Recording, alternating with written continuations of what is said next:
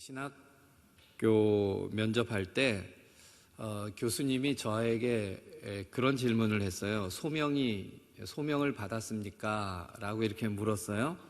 그때 제가 저는 칼빈을 좋아합니다. 이렇게 대답했던 기억이 납니다. 사실 칼빈에 대해서 제가 잘 몰랐습니다.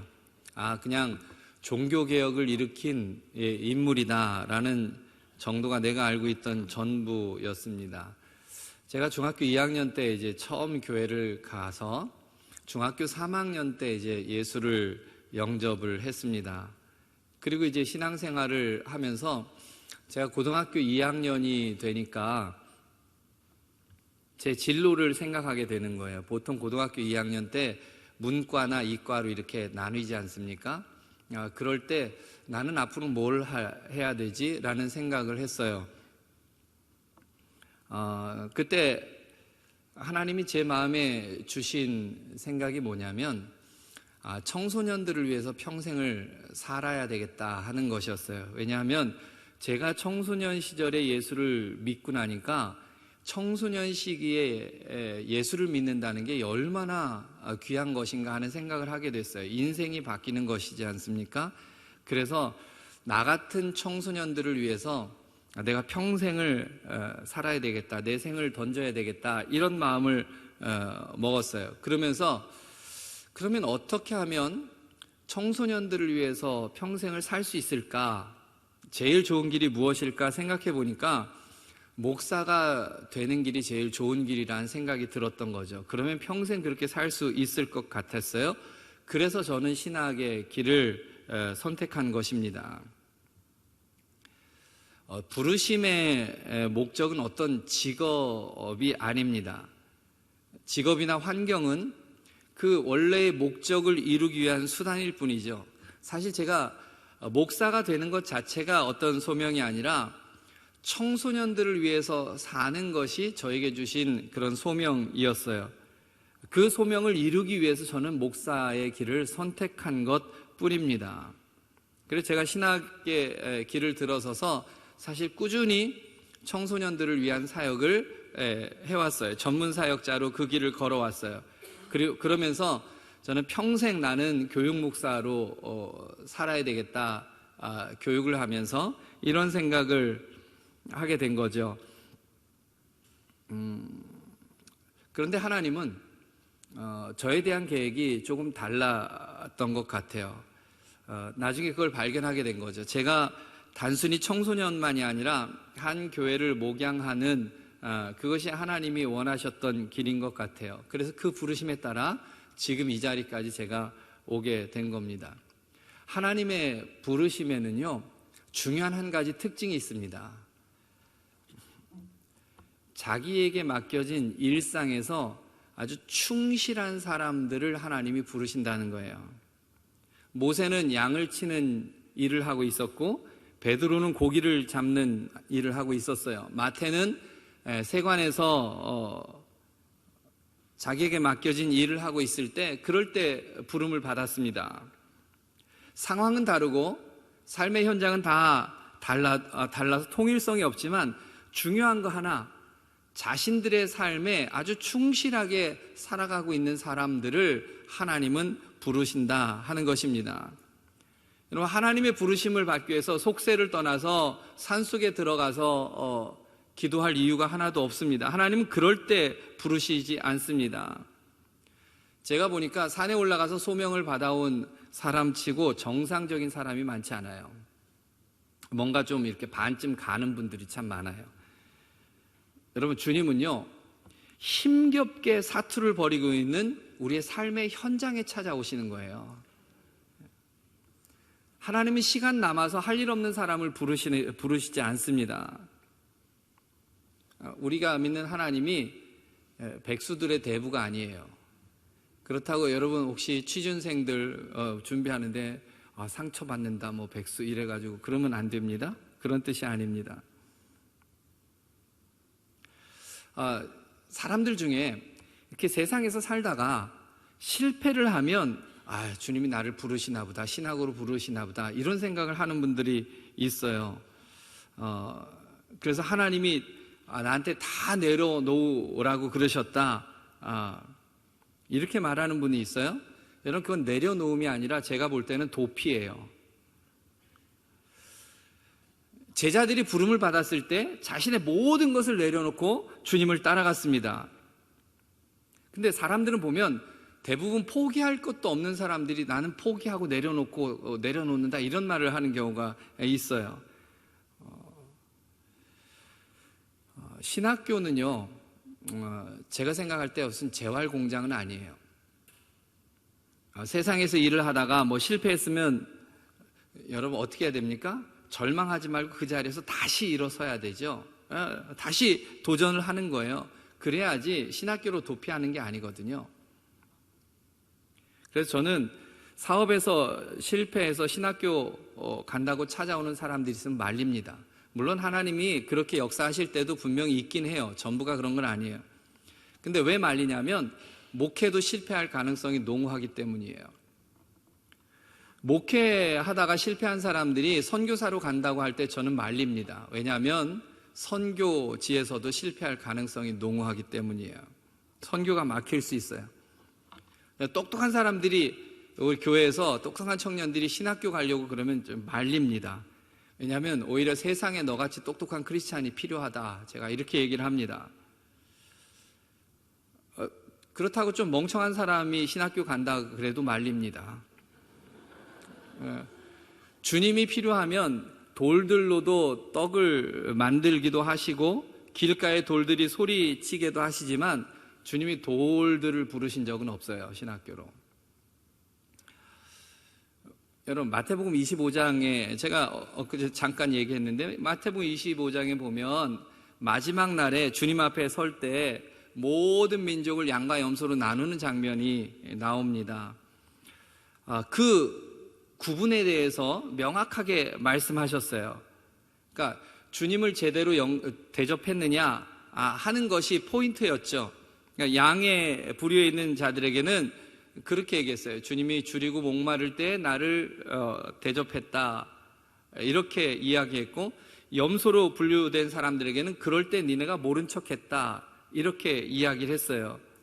그러니까 두 종류 사람들이 지금 다 놀랐지 않습니까? 왜냐하면 자신들은 주님을 만난 적이 없기 때문에, 주님이 언제 나를 이렇게 대접해라 이렇게 말한 적이 없었기 때문이죠. 모두 주님을 본 적이 없었어요. 그런데 주님 뭐라고 말씀하셨습니까? 동일하게 이렇게 얘기했어요. 이 소자에게 한 것이 나에게 한 것이다. 이 작은 사람 한 사람에게 한 것이 나에게 한 것이다. 주님이 거기에 계셨다, 이런 말이죠. 여러분, 주님과의 관계가 나도 모르는 사이에 삶의 현장에서 이루어지고 있다는 거예요. 하나님은요, 주님의 일이라고 생각하는 것이면 열심히 했을 것이라는 사람들을 부르시는 게 아니에요. 그거 주님의 일이었으면 내가 열심히 했죠. 주님의 일인지 몰랐죠. 뭔가 잘 보이려고 하는 사람들이 아니라 어떤 일이든지 누구에게든지 지금 내가 속해 있는 곳에서 최선을 다해서 움직이고 있는 그런 사람을 주님은 부르신다는 거예요. 여러분, 환경과 조건은 내가 움직일 수 있는 게 아니에요. 하지만 최선을 다해서 내가 노력하는 것은 내가 할 수 있는 일이에요. 간혹 가다 보면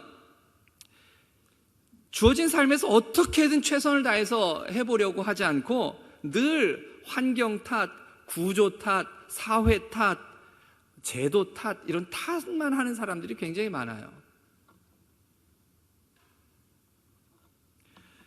여러분, 성경을 보면 위대한 부르심을 받은 하나님의 사람들이 다 좋은 조건에서 살던 사람들이 아니에요.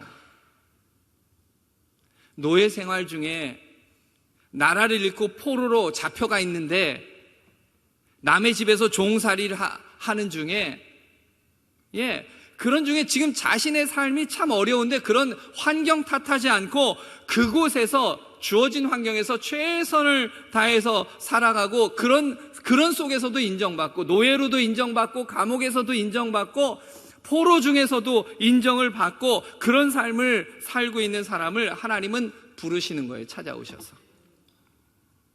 여러분, 그러므로 지금 내 삶이 어떠냐, 늘 이런 탓할 게 아니라 나에게 주어진 삶에서 정말 충실할 수 있어야 합니다. 그것이 무엇이든지. 그럴 때 주님은 그 현장에 찾아오시는 것입니다. 뉴욕타임즈에 의하면 이제 금세기 갑부 16명을 이렇게 선정한 적이 있었는데요.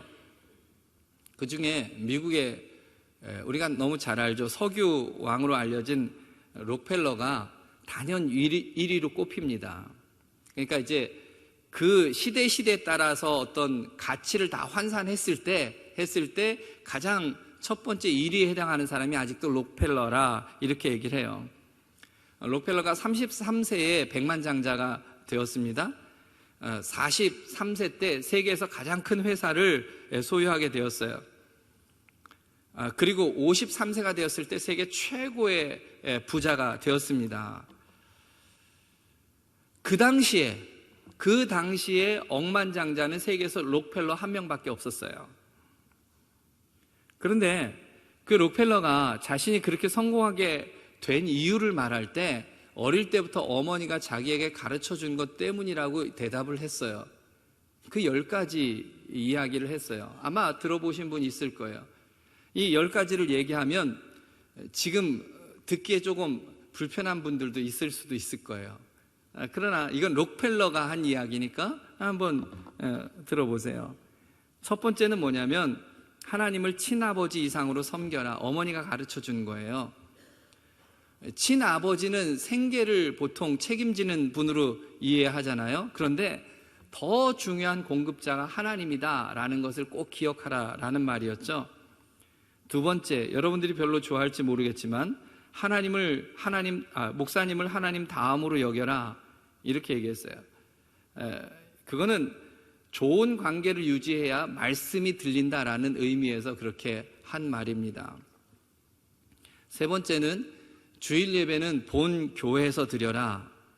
좀 고전적이라고 생각하실 수 있을지 모르겠어요.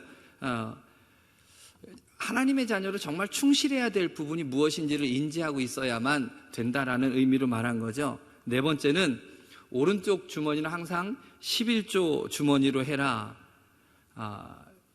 이 말은 11조는 하나님의 것이므로 먼저 구별해야 된다. 항상 구별해 놓아야 된다. 이런 의미예요. 제가 언젠가 저희 교회에서 이런 이야기를 했더니 해외에 있는 우리 교인이 아닌데 해외에 있는 어떤 사람이 그때 이렇게 방송된 것을 들었나 봐요. 라이브를 특수 때 한 적이 있었는데 그랬더니 거기에 댓글에 금강교회도 헌금을 강조하나 뭐 이렇게 올라온 적이 있대요. 저는 못 봤는데 부목사들이 요즘 그렇게 민감해요. 뭐 얘기만 하면 이상하게 생각할 수 있어요. 그러나 이건 록펠러 어머니가 가르친 거예요. 다섯 번째, 아무도 원수로 만들지 마라. 사람과의 관계가 중요하다는 걸 가르쳐 주는 거죠. 여섯 번째, 아침에 목표를 세우고 기도해라. 큰 어려움이 없을 거예요. 하루를 시작하면서 주님을 의지하라라는 의미였습니다. 일곱 번째, 잠자리에 들기 전 하루를 반성하고 기도하라. 왜냐하면 하루를 살면서 남 모르게 자기도 모르게 짓는 실수나 죄들이 꽤 많이 있을 거라는 거예요. 그래서 그것들을 늘 깨끗하게 정리할 필요가 있다는 거죠. 여덟 번째, 아침에는 꼭 하나님의 말씀을 읽어라. 하나님의 말씀으로 시작하는 그런 삶이 굉장히 중요하죠. 제가 그래서 가만히 생각하다가 목사가 돼서 생각하다가 내가 정신을 차려야 되겠다 그래서 목표로 정한 것이 하나 있는데 아침에 눈을 뜨면 무조건 성경 말씀부터 본다 이렇게 룰을 정해놨어요. 제 패턴을. 그래서 아침에 눈을 딱 뜨자마자 이제 습관을 들이기 위해서 막 비빈 눈을 이끌고라도 저는 이제 폰이나 이런 아이패드는 여기에 성경을 담아 두고 있기 때문에 왜냐하면 노안이 와서 성경이 잘 안 보여요. 그래서 글자 때문에. 그래서 딱 옆에서 보고 그 다음에 오늘 주시는, 저희는 매일 성경으로 큐티를 하니까 오늘 본문을 딱 보고 읽는 거예요. 그 습관을, 내가 눈 뜨면 다른 기사나 다른 걸 보지 않고 하나님 말씀부터 본다, 의식적으로 그 습관을 들이기 위해서 그렇게 꾸준히 했었어요. 물론 지금도 뭐 그렇게 합니다만, 예, 하루를 시작하면서 말씀으로 시작한다는 게 중요한 거죠. 9번째, 남을 도울 수 있으면 힘껏 도와라. 그리고 도와준 일에 대해서는 나팔 불지 마라. 이렇게 가르쳤어요. 10번째, 예배 시간에는 항상 앞에 앉으라. 예, 그렇다고 뒤에 앉는 분들 지금 혹시 시험 들지 마세요. 이게 록펠러에게 어머니가 가르친 거예요. 예, 그 말은 무슨 말이냐면, 말씀을 듣는 일에 무엇보다도 마음을 모아라, 이런 뜻이겠죠. 얼마 전에 저희 교회에서 예배를 드리고 나왔는데, 은퇴하신 장로님이 한 분이 저에게 찾아오셨어요. 저에게 오시더니, 목사님 한 가지 물어볼 게 있대요. 왜요? 그랬더니 그분이 예배 시간에 항상 이렇게 지금 여기 앞자리 한 두세 칸 정도에 늘 앉으시는 분이세요, 장로님. 근데 저한테 오더니 그러시는 거예요. 목사님, 예배 시간에 제가 그 앞자리에 앉아 있으면 불편하세요? 이렇게 묻는 거예요. 그래서 아니요, 왜요? 그랬더니 다른 장로님들이 자기한테 그랬대요. 그 은퇴 장로가 그 앞에 앉아 있으면 목사님 설교가 되겠냐고, 부담돼서 거기 앉지 말고 뒤로 가라고 자꾸 그랬다는 거예요. 그래서 제가 그분 누구냐고. 장로님이 앞에 앉아 계시니까 제가 설교할 때 은혜가 팍팍 됩니다. 제가 이렇게 얘기했어요. 사실 그분이 말씀을 사모하는 마음을 제가 알거든요. 늘 나갈 때마다, 목사님, 오늘은 우리 집이 참 추웠습니다. 목사님, 오늘은 눈물이 났습니다. 꼭 예배 드리고 나갈 때마다 멘트를 하나씩 하세요. 설교를 들으시고.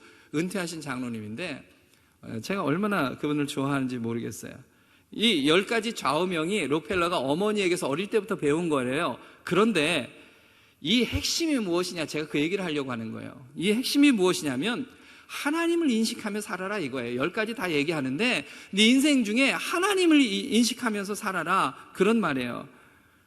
여러분, 옛날에는요, 주일에 비가 오면 걱정을 많이 했어요. 왜냐하면 비 오면 교인들이 예배 참석하는데 숫자가 줄어들까 봐 걱정을 많이 했어요.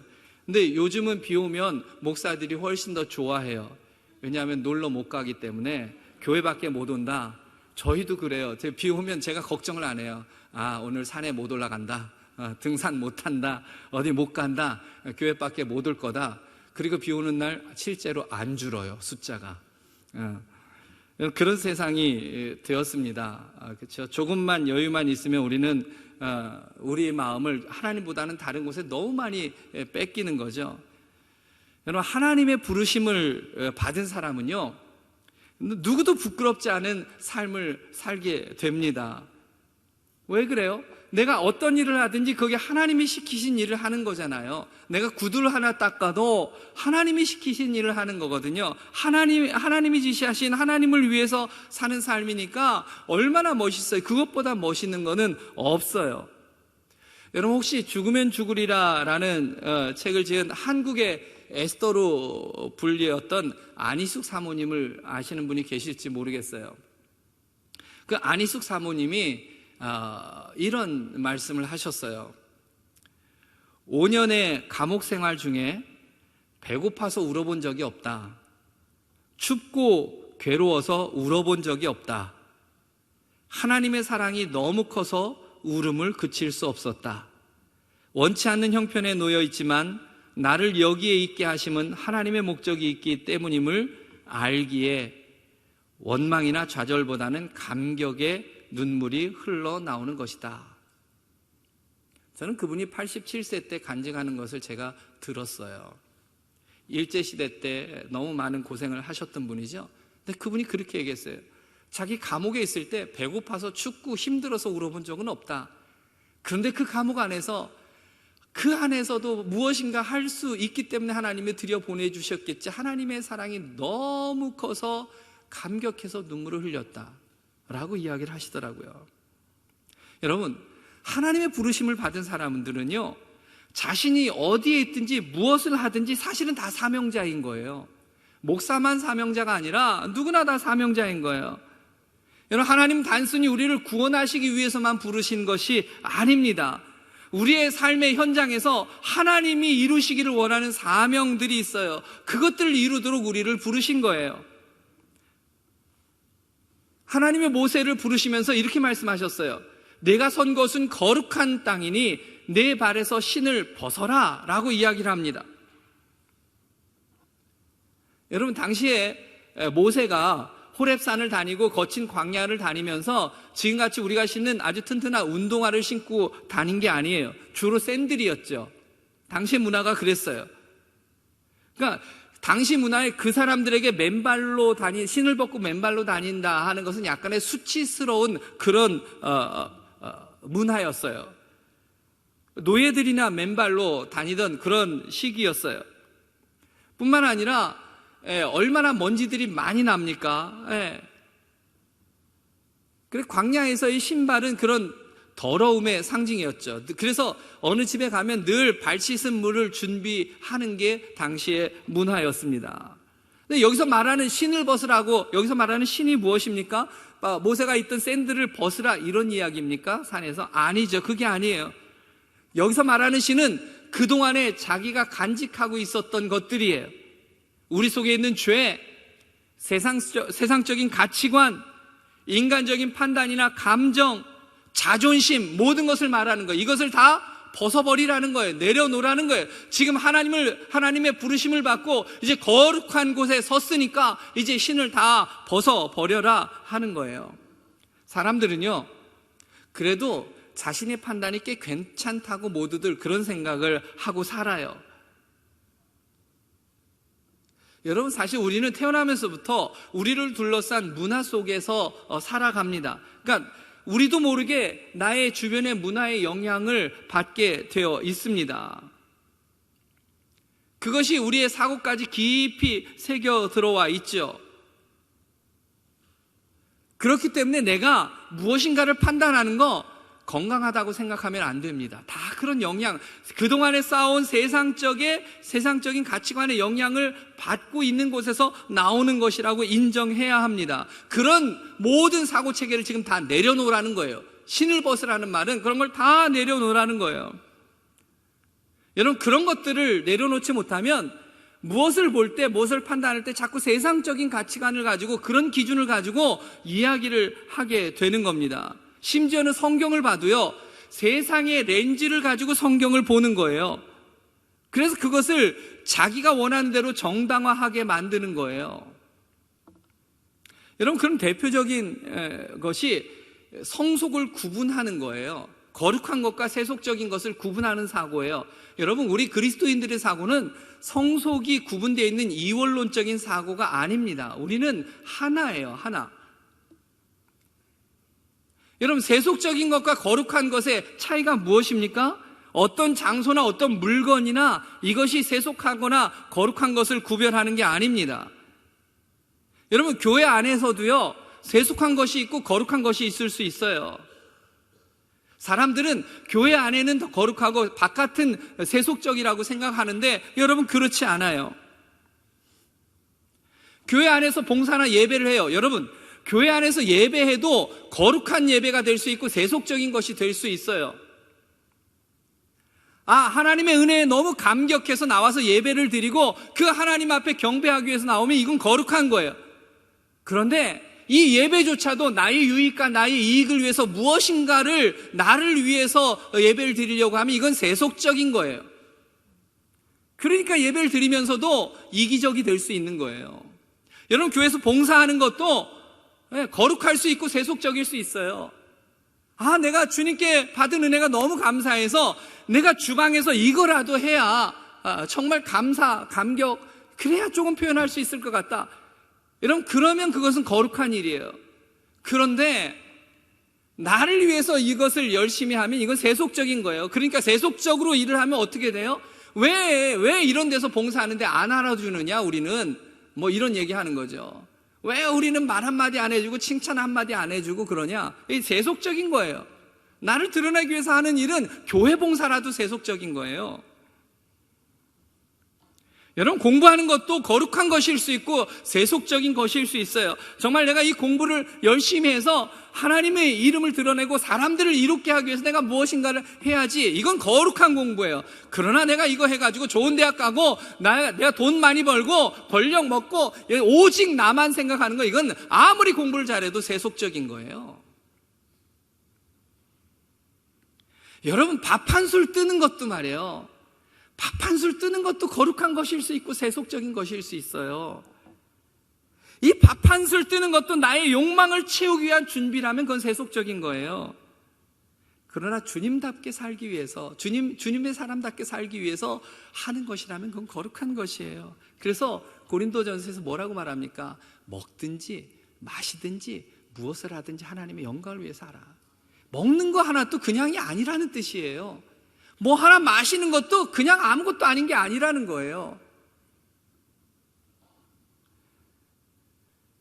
여러분, 굉장히 재밌어요. 그 전에 교회에, 저희 교회도 이제 드럼을, 여기도 드럼이 있는데 드럼을 이제 예배 시간에 치려고 할 때 많은 갈등이 있었어요.